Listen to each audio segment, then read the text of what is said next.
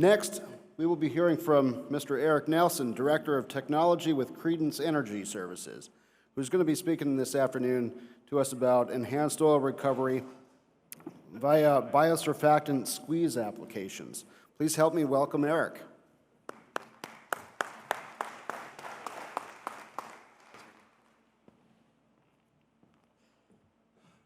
Thanks, Brady. What a great guy. My name is Eric Nelson. I'm blessed to serve as the Vice President of Technology for Creedence Energy Services. And I want to start off by thanking Watford City and the North Dakota Petroleum Council for hosting this great event. Speaking of great events, who all got to go to Bismarck last spring for the 5 billion barrel celebration? That was an important thing. That clap, that's important. It's something we don't talk about enough with the important impact that it had on our area and our nation, and it happens because of the time and talent and investments of the people in this room and the supporting communities. Now, I don't know about you, but I had a great time, and I'm hoping that I can force Ron and the team to have a 10 billion barrel celebration someday. I'm already planning on that. A little issue we have with that, though, is the USGS. In that report that Tim tore apart earlier, they say that we only got 4.3 billion barrels of technical reserves left, which doesn't quite get us to 10 billion. However, depending on who you ask, we got hundreds of billions of barrels of oil still in place. So what do we got to do to unlock a little bit more of that to force NDPC to throw that 10 billion barrel party? And I think we know the answer, and that's technology and innovation. And I'm here today to talk about one piece of technology that we think can help nickel and dime our way to a few more billion barrels.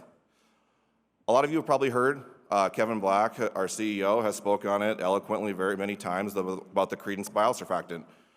It is a fermentation product from North Dakota Agriculture Products, canola and sugar beets, that comes together to make a very highly chemically active surfactant that has a lot of chemical functionality. It has a unique, very small micelle size, which just means it can reach into those near pore throats and touch a little bit more oil and touch a little bit more rock. In 2021, we were blessed to get a grant from the Oil and Gas Research Council to prove out this technology and its ability to uplift oil. Number one, that's a good program. If there's any legislators in the room, please continue to support that program because it does a lot to advance technology to keep the golden goose alive here. But we were able to prove that out, and our methods of enhanced oil recovery that we expected were the things that all surfactants say that they're going to do. They're going to reduce our interfacial tension, which is kind of a fancy way of saying oil mobility to pass through fluids and rocks, reduce surface tension to be able to lift that fluid easier, and change the wettability of the rock to try and wipe that oil off of the formation face. And here, I can't be any more transparent with you. Here's how we did. You got good and bad and ugly. The Creedence table in the back left probably wishes that I would exclude that bottom one. We don't think that one we had a communication to another well. But in full transparency, we think it's important to show you all of our lessons learned, and geomechanical delivery is one of them. You'll notice a lot more success at the top of that graph, and those wells have a similar characteristic. They're the older wells, they're the 1 mile wells, they're the underdeveloped wells. Going back to geomechanical delivery, we had a simple bullhead design that was appropriate for those wells, and as we matured into the more complex wells, that geomechanical delivery didn't quite cut it. That's just not a convenient theory. We have data to support that. I'm not going to detail it here. I'll kind of show it, but our IFT reduction, which again is that measure of oil mobility, we see we have an initial decline in IFT and a gradual come back up, which is what we'd expect when we have our successful wells. When we had our unsuccessful wells, we had an ultra low measurement of IFT, indicating that we weren't mobilizing new oil. Oil that was already going to be produced was being produced, and we were just commingling our pill as we produced it back and treating oil that didn't need to be treated. Lesson learned: this chemistry does work when it touches the right rock and it touches the right fluid. Geomechanical delivery is important, and we're going to provide another example of that one. And it enhances oil in all the ways we thought it would. IFT reduction, surface tension.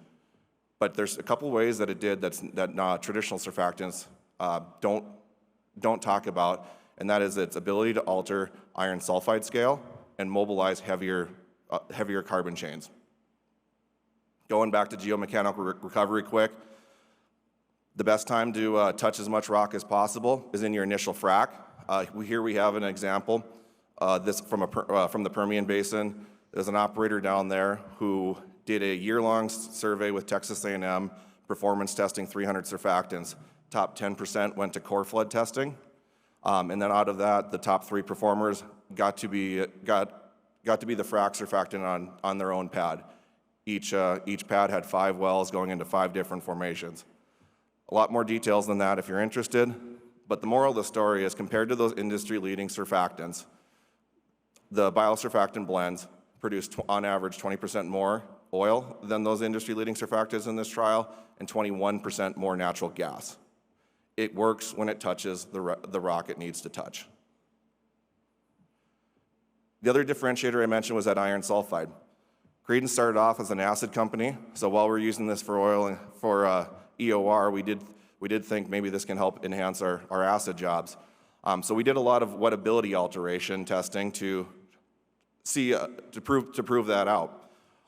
We do a lot of lab analysis after acid jobs. We know what a water analysis after an acid job looks like, and we started to notice unusual things following the biosurfactant acid jobs.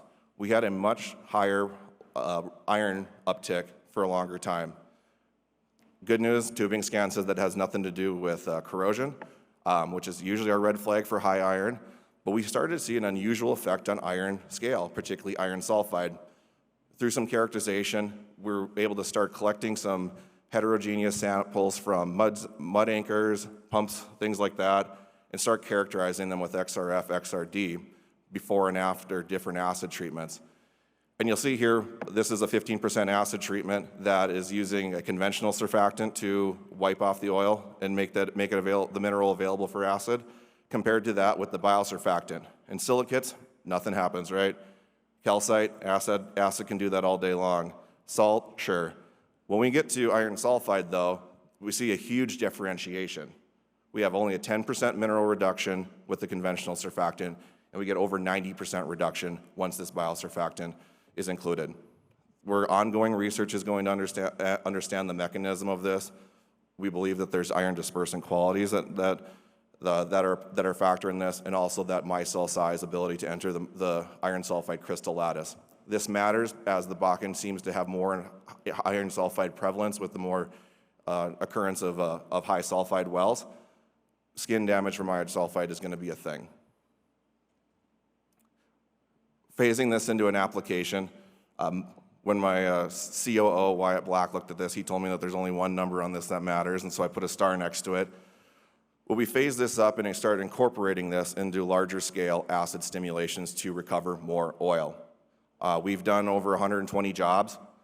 In the 42 jobs that we have data that our operator partners have agreed to share, we've enhanced about 20,000 barrels of oil in a 90-day window.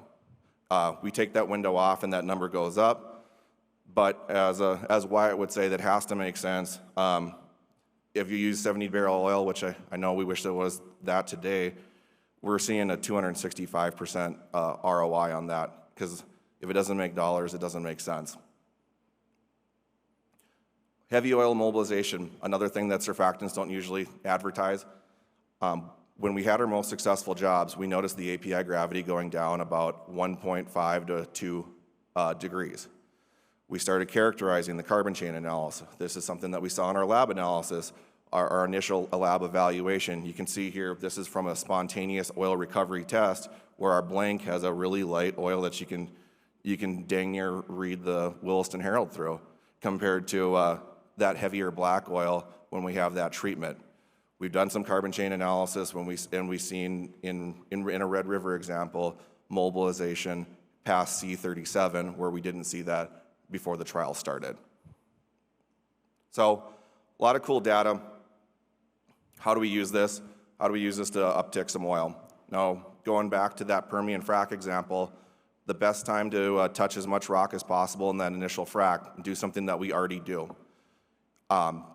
we had that 20% uplift over the industry-leading surfactants.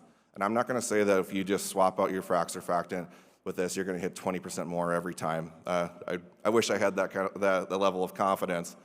But you look at we look at the subset of wells that were completed in 2023 last year. The 1,034 wells producing about 113 million barrels of oil. Let's look at what even 5%, an extra 5% out of that first 6 months of production. That's matching the same time frame as the case study we looked at earlier. We elevate that up, and maybe there's the biosurfactant, maybe there's some of the things that the last speakers talked about, and we start optimizing and use technology and innovation to tick up more. We reach that plus 20%, and we're talking another 124,000 barrels a day. That'd be a 10% increase to our daily state's production. What would that do for our state and communities?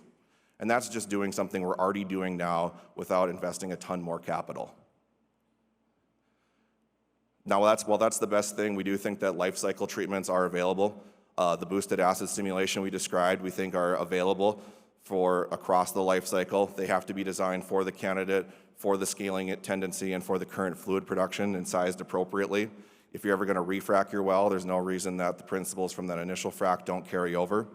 And if you wanted to do something along the lines of our initial standalone squeeze with our one hand tied behind our back, we can still do that. We would recommend limiting that for kind of those older 1 mile underdeveloped wells, or using a lot more water volume to deliver it across that lateral, ensure that geomechanical delivery, or coupling it on to when you have stick tubing or coil in the job. If you're ever going to use an isolation job, if you're going to put a bunch of water down for frac protect, coupling it like that and turning a capital expenditure into an ROI.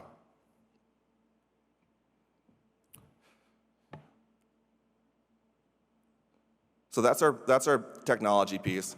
We think that we have a very viable tool for uplifting oil today through all the applications that we just detailed. And we're ready to be a partner for anyone who wants to find more oil in the holes that they've already punched. Creedence, our mission statement is to be the best partner in energy production. And we think that we've done that through our acidizing, our production chemical, our solution finding as a company. We see the next step in being the best partner in energy into helping unlock this enhanced oil recovery puzzle, because we think that's the next step for the U.S. shale revolution. Thank you to the NDPC. Thank you all for your time. If you have any questions, you feel free to find me at the social or afterwards, or there's a whole host of Creedence people in the back left that I'm sure would love to answer questions. Thank you so much.